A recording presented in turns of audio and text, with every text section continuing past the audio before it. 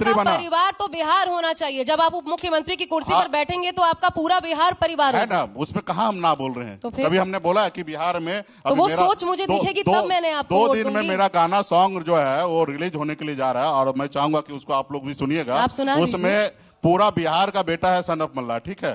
तो इस तरीके से गाना हम आपको थोड़ा प्ले थोड़ा सुना करवाएंगे। दीजिए आपके अरे जुबान। मैं कोई सिंगर नहीं हूँ। फिर जैसी आपका वो आएंगे, गाना प्ले करवा देंगे, ठीक है। तो हम सबके लिए है, जब हम मंत्री बने तो एक भी एलिगेशन आप हमको दिखा दीजिए कि सिर्फ हम एक जात के लिए काम किए होंगे। हमने मंत्री रहकर हम भारत के संविधान को नजर में रखते हुए हमने हर एक काम वो किया जो संविधान संगत में था। हर जाति हर धर्म के लिए हमने काम किया, कोई एक जाति के लिए नहीं काम किया। हाँ, निश्चित तौर पे जो बहुत पीछे है निश्चित तौर पर उनके लिए काम हमेशा मैं करते रहूंगा। अच्छा, ये बताइए आप पर भरोसा कैसे डेवलप हो? आप विधानसभा नहीं जीत पाते, आप लोकसभा नहीं जीत पाते, आपका अपना लोग छोड़ करके पार्टी भाग जाता है जिसको आप टिकट देते हैं, तो फिर कैसे मजबूत होइए? आप उनके ऊपर आरोप नहीं लगाते कि जो खरीदते हैं। अभी निश्चित तौर पे जो 50 करोड़ 100 करोड़ वो रुपए खरीदते हैं क्योंकि आप भरोसा नहीं डेवलप कर पाए ना। ठीक है ना, हमारे ऊपर क्या, हम काम कर रहे हैं। जब पार्टी मजबूत हो जाए, उनको लगेगा कि यही हमारी जिंदगी बेहतर होगा तो वो रहेंगे। लेकिन गुनेगार कौन? जो खरीदने वाला।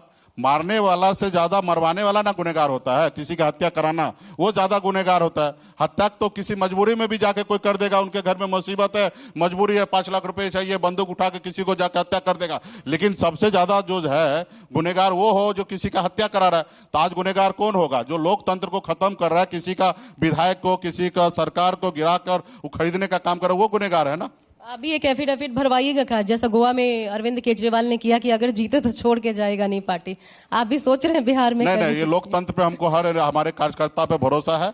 मुझे लगता है कि जो गलती पिछली बार जो लोगों ने किया, हमें लगता है भविष्य में ऐसी गलती नहीं करेगा। और हमारे पास कोई दूसरा ऑप्शन नहीं है। हम अपने राज्य के नागरिक पे भरोसा करेंगे, उनको जो उचित लगेगा वो करेंगे। ठीक है। अब क्योंकि जिसकी जितनी हिस्सेदारी उसकी उतनी भागीदारी, ये तो सरकार में कौन आता है, कैसे होता है, क्या होता है, बात की बात।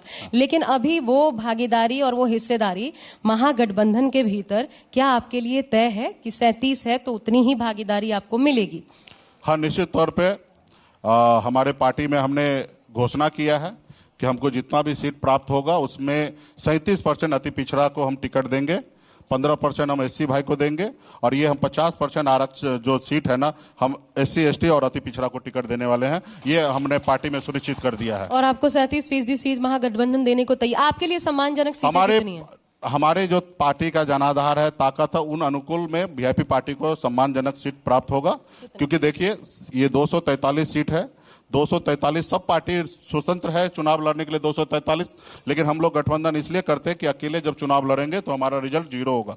हम लोग इस एक दूसरे को मदद करके और एक दूसरे को मदद करेंगे ताकि हम लोग ज्यादा से ज्यादा चुनाव जीत सके। तो यहाँ पे कोई किसी को सीट देने वाला नहीं है। हम लोग कोऑर्डिनेशन कमेटी बना हुआ है। उस कोऑर्डिनेशन कमेटी के अध्यक्ष तेजस्वी प्रसाद यादव जी हैं।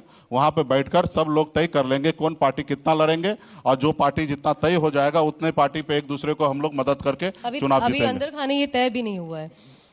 मोटा मोटी कह सकते कितना मान के चल रहे हैं मोटा मोटी?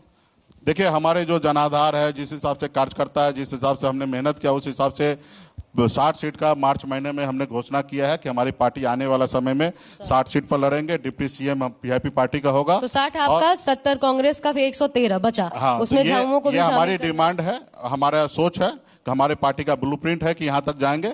लेकिन गठबंधन के प्लेटफॉर्म पे 2 4 5 सीट कम ज्यादा जो होगा वो हम लोग आपस में कितना से नीचे नहीं जाएंगे। अब छोटे भाई को मुख्यमंत्री बनाने के लिए जितना पॉसिबल होगा उतना नीचे चले जाएंगे। और बड़ा भाई उप मुख्यमंत्री बनाने के लिए थोड़ा सा बड़ा दिल दिखाएगा, ये इसकी भी बात हुई है। इसमें कोई किंतु परंतु नहीं भाई। 37% जिनके पास वोट हो, जो कर्पूरी ठाकुर जी के विचार को लेके चलता हो, एक अति पिछड़ा मल्ला का बेटा हो, वो डिप्टी सीएम नहीं बनेगा तो कौन बनेगा? नहीं, आप नहीं चाहते कि एक मिथिला का अति पिछड़ा का बेटा मल्ला का बेटा डिप्टी सीएम बने? आपको तो शुभकामनाएं मैं अभी से देती हूँ। आपका शुभकामना हमको मिला। लेकिन मैं ये कह रही हूँ, उधर से भरोसा मिला है क्या? हाँ, 100% मिला। अभी आए थे अखिलेश प्रसाद सिंह जी, यहाँ पर बैठे हुए थे, उन्होंने कुछ नहीं कहा उप मुख्यमंत्री के सवाल पे। मुख्यमंत्री के सवाल पे जरूर वो तेजस्वी यादव को, हाँ ऑब्वियस सी बात है, वो इस तरीके से उन्होंने इसको देखिए कहा, लेकिन उप मुख्यमंत्री पर खुद को खींचे। उनके अधिकार क्षेत्र में नहीं है इसलिए उन्हें नहीं बोला। जब हमारे प्रेस कॉन्फ्रेंस 2-3 दिन के अंदर में होना है और जब हो जाएंगे तो सभी जितने मेरे महागठबंधन के नेता है वो सब लोग मजबूती से बात को रखेंगे।